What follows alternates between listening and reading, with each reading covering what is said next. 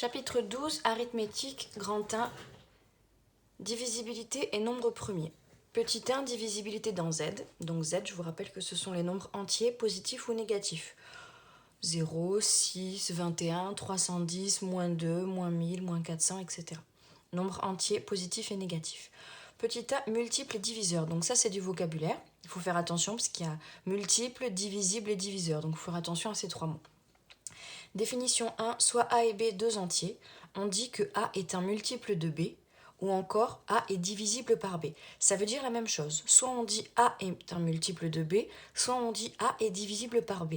Ça veut dire la même chose. Ça veut dire qu'il existe un entier, un nombre entier, qu'on appelle K, tel que A égale KB. On dit alors que B est un diviseur de A. Donc ça veut dire que si on a A égale KB, ça peut s'écrire de trois façons. Soit on dit A est un multiple de B, ou A est divisible par B, ou alors on dit B est un diviseur de A. Donc on va regarder un petit peu des exemples avant de faire l'exemple de la leçon. Donc si par exemple on écrit que 30, ça peut s'écrire sous la forme 6 fois 5. Du coup le A, le nombre qui est tout seul, c'est 30. Donc on peut dire que 30, c'est un multiple de 6. Ou alors on peut dire que 30 est divisible par 6. Ou alors on peut dire 6 est un diviseur de 30. Là, on obtient cette formule-là avec le A qui vaut 30, le B qui vaut 6 et le K qui vaut 5. Ici, on a K égale 5. K, c'est bien un entier. Mais on aurait pu aussi échanger et dire que 30, c'est un multiple de 5 aussi. Et on peut dire aussi que 30 est divisible par 5. Et on peut dire aussi que 5 est un diviseur de 30. Donc une fois qu'on a écrit le nombre qu'on cherche égale une multiplication avec deux entiers, ben, le B c'est un de ces deux entiers, le K c'est l'autre. Donc par exemple, exemple 1, on nous dit 20 est un multiple de 4. Parce qu'on peut écrire que 20 c'est 5 fois 4. Donc ici on a le K, ici on a le B, ici on a le A. Donc 20 c'est un multiple de 4. On peut dire aussi que 20 est divisible par 4 ou que 4 est un diviseur de 20. Donc du coup, on a les trois mots de vocabulaire, multiple, divisible et diviseur. Donc il faut faire attention, multiple et divisible, ça revient à la même chose. Et diviseur, c'est le contraire, il faut échanger le A et le B. Ensuite, pour le 2, on nous dit moins 12 est un multiple de 3. Car, alors moins 12, on peut écrire comment? On peut l'écrire moins 4 fois 3 pour faire apparaître le 3. Moins 12, c'est la même chose que moins 4 fois 3. Avec le K, du coup, qui vaut moins 4. Et c'est bien un entier qui appartient à Z, un entier positif ou négatif. Donc, car moins 12, c'est moins 4 fois 3, avec K égale moins 4. Et donc, on peut aussi dire que si on rajoute tous les mots, vu que moins 12 est un multiple de 3, on peut dire que moins 12 est divisible par 3. Et on peut aussi dire que 3 est un diviseur de moins 12. Et enfin, pour montrer que ce n'est pas un multiple, 13 n'est pas un multiple de 2, car 13, si on l'écrit de la forme quelque chose fois 2, ben c'est 6,5 fois 2. Et 6,5, ce n'est pas un nombre entier. Par contre, 14, c'est bien un multiple de 2 parce qu'on aurait pu écrire 14 égale 7 fois 2. Et 7, c'est bien un entier. De la même façon, vous pouvez que 19 n'est pas un multiple de 2 parce que 19, c'est combien de fois 2 ? Ben, 8 fois 2, 16, 9 fois 2, 18. Donc c'est 9,5 fois 2. Et 9,5, c'est pas un entier relatif, c'est pas un nombre entier. Donc 19 n'est pas un multiple de 2. Si c'était un multiple de 2, on pourrait l'écrire quelque chose fois 2 avec ce quelque chose qui est un nombre entier, positif ou négatif. Donc voilà pour la définition de multiple et diviseur. Donc je vous rappelle que multiple de B, c'est exactement la même chose que de dire divisible par B. C'est exactement la même chose. Et ensuite, si on veut échanger le rôle de A et B, on dit diviseur. Et finalement, quand on écrit 20 égale 5 fois 4, 20 égale 5 fois 4, Le A, c'est toujours 20. Le B, ça peut être soit 5 ou soit 4. Donc là, on sait que 20 est un multiple de 4, 20 est un multiple de 5.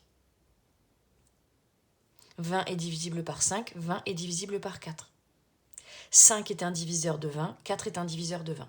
Puisque là, A égale KB, quand il n'y a rien entre deux lettres, c'est une multiplication. Donc la formule, c'est A égale K fois B.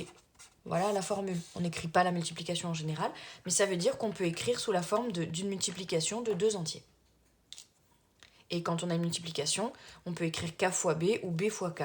Il n'y a pas de priorité de calcul dans une multiplication. Alors, propriété 1. La somme de deux multiples de A est un multiple de A. Donc, on va expliquer un petit peu la démonstration. Donc, ça veut dire qu'on nous dit que B, c'est un multiple de A, que C, c'est un multiple de A,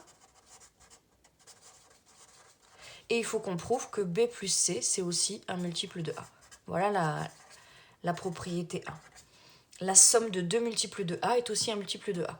Donc, on va partir de ça et on va essayer de prouver la dernière ligne. Donc, si B, c'est un multiple de A, si B, c'est un multiple de A, d'après la définition 1, si B, c'est un multiple de A, on peut écrire que B, c'est K fois A. Je l'ai mis K1, moi. K1 fois A. Si B est un multiple de A, d'après la définition 1, on peut l'écrire quelque chose fois A avec le quelque chose qui est un entier. Ensuite, on nous dit que C, c'est aussi un multiple de A. Donc, je peux écrire la même définition. Si C, c'est un multiple de A, je peux écrire C égale quelque chose fois A. Je l'appelle K2. K2 fois A. Et K2 aussi, c'est un entier. Donc ça vient de la définition 1. Hein. Quand quelque chose est un multiple, on peut l'écrire ce quelque chose égale K fois B. Donc là, ici, c'est un multiple de A, donc c'est K fois A. Donc, une fois qu'on a B et C, ici, là et là, on veut faire la somme. Donc, si on fait B plus C, je vais ajouter ces deux-là. B, je sais que c'est K1 fois A, plus, et C, je sais que c'est K2 fois A. J'utilise cette formule. À la place de B, j'écris K1 fois A, et à la place de C, j'écris K2 fois A. Et là, j'obtiens une somme de deux termes. Le premier terme, c'est K1 fois A, le deuxième terme, c'est K2 fois A. Donc, j'obtiens une somme avec deux termes, et je vois que dans mes deux termes, j'ai un facteur en commun. J'ai le A en commun. Donc, on l'a appris dans le chapitre 6. Quand on a deux termes avec un facteur en commun, on peut factoriser par ce terme. Donc, je mets mon facteur commun devant ma parenthèse et j'écris à l'intérieur de la parenthèse tout ce que je n'ai pas encadré. Donc, ce que je n'ai pas encadré, c'est K1, ici, plus K2. Voilà. Donc là, j'ai factorisé par A. Donc là, j'ai une multiplication, puisqu'il n'y a rien entre ma parenthèse et mon chiffre, donc c'est une multiplication, et on a vu qu'une multiplication 2 fois 3 et 3 fois 2, c'était pareil, donc ma multiplication, je peux l'écrire à l'envers, je peux écrire que c'est K1 plus K2 fois A. Je peux écrire ça comme ça. Et une fois que je suis ici, K1, c'est un entier, K2, c'est un entier, et on sait que quand on ajoute deux entiers, ça reste un entier. Donc, j'appelle K1 plus K2, ça, ce nombre-là, je l'appelle petit k, c'est un entier, puisque K1 c'est un entier, K2 c'est un entier, quand j'ajoute deux entiers, ça reste un entier, donc K c'est un entier, et du coup, d'après la formule que j'ai écrite là, d'après le calcul que j'ai fait, j'ai commencé par B plus C, et à la fin, je suis arrivée à ce nombre-là, K1 plus K2, je l'ai appelé petit k, donc K fois A. J'arrive ici, et ça, c'est la définition d'un multiple de A. Ce nombre-là, il s'écrit K fois A avec K entier. Donc, j'ai bien prouvé que B plus C, c'était un multiple de A. Voilà pour la démonstration. Petit b, nombre pair, nombre impair. Définition de un nombre pair, c'est un multiple de 2. Ça, vous l'aviez appris au collège. C'est un multiple de 2. Donc, il peut s'écrire deux fois quelque chose, d'après la formule de la définition 1. Si c'est un multiple de 2, il peut s'écrire quelque chose fois 2 ou 2 fois quelque chose, avec un nombre entier. Et un nombre impair, c'est un nombre qui n'est pas pair. Donc, si un nombre n'est pas pair, on dit qu'il est impair. C'est ça la définition. Donc, propriété de un nombre pair s'écrit sous la forme 2 fois K. Donc, si A est pair, je peux l'écrire sous la forme A égale 2K, avec K entier. Ça peut s'écrire de toute façon de cette forme-là.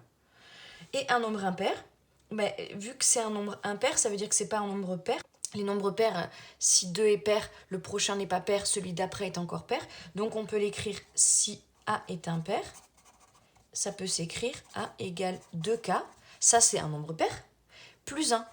Si on rajoute 1 à un nombre pair, ça devient toujours un nombre impair. Par exemple, 8, c'est un nombre pair. Si on rajoute 1, ça fait 9, ça fait un nombre impair. 12, c'est un nombre pair. Si on rajoute 1 à un nombre pair, si on rajoute 1 à 12, ça fait 13, c'est un nombre impair.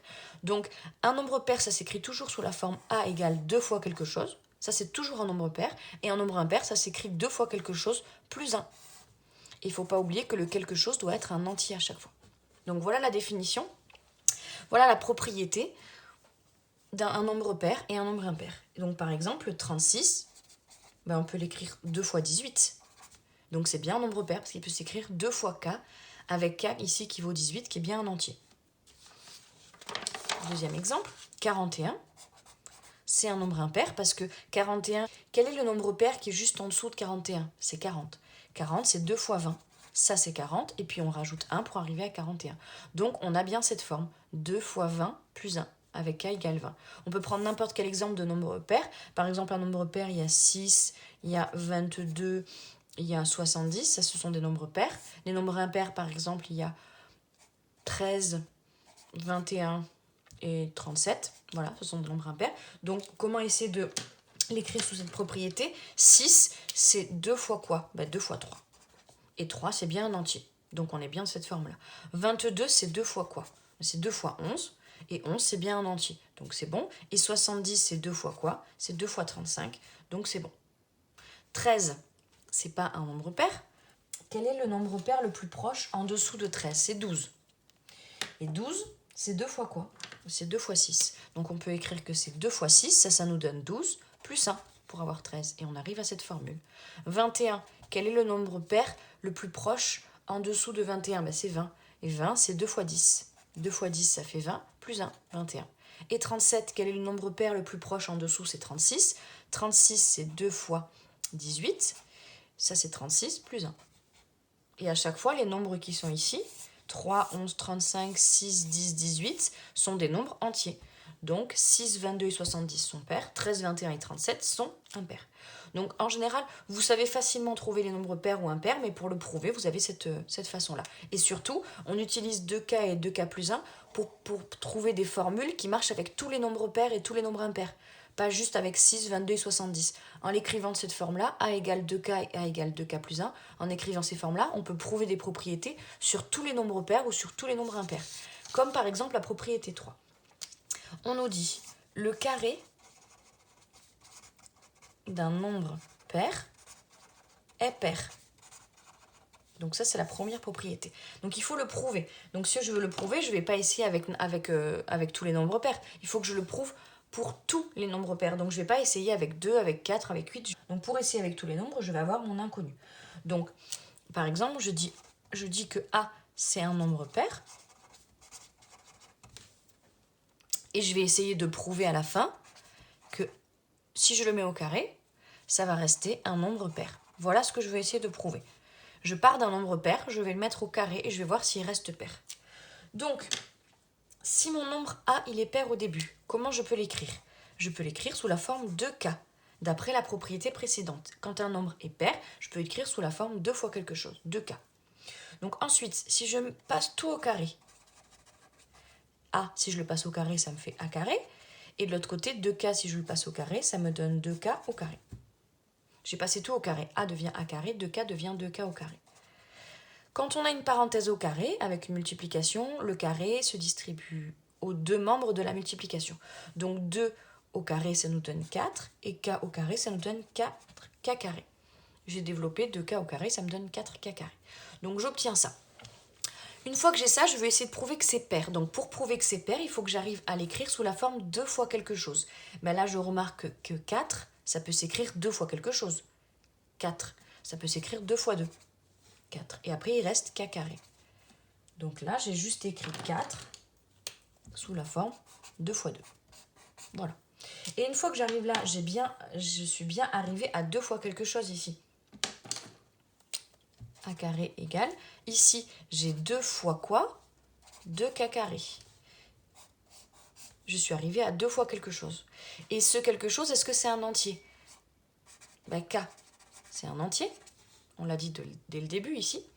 Donc si je mets au carré un nombre entier, si je mets au carré 3, si je mets au carré 20, si je multiplie un nombre entier par lui-même, ça va rester un nombre entier. Donc k carré va être encore entier. Et si je multiplie un nombre entier par 2, ça va rester un nombre entier encore. Donc, si j'appelle grand K 2k carré, grand K, c'est bien un nombre entier. Puisque K est un entier. Ici, je le mets là. K est un nombre entier. Donc, si je le mets au carré, ça reste un entier. Si je le double, ça reste un entier. Donc, si j'appelle grand K 2k carré, ben 2k carré, c'est bien un entier. Donc, du coup, j'ai A carré égale 2. Et le nombre que j'ai encadré, 2k carré, je l'ai appelé grand K. Et j'obtiens bien la définition d'un nombre pair. A carré égale 2 fois quelque chose, avec ce quelque chose qui est entier. Donc, A carré pair. Donc là, j'ai prouvé que si on a au départ un nombre pair, quand on le met au carré, on obtient un nombre pair. Et on fait la même chose pour la deuxième propriété. Petit 2, le carré d'un nombre impair est impair. Donc ça veut dire que si je pars au début de A, un nombre impair, à la fin, il faudrait prouver que si je le mets au carré, ça reste un nombre impair. Donc d'après la définition, quand on a un nombre impair, si A c'est un nombre impair, on peut l'écrire comment? On peut l'écrire A égale 2K plus 1. Ça c'est la définition, enfin la propriété d'un nombre impair, il peut s'écrire sous la forme A égale 2K plus 1 avec K entier. Ça, je vais partir de là.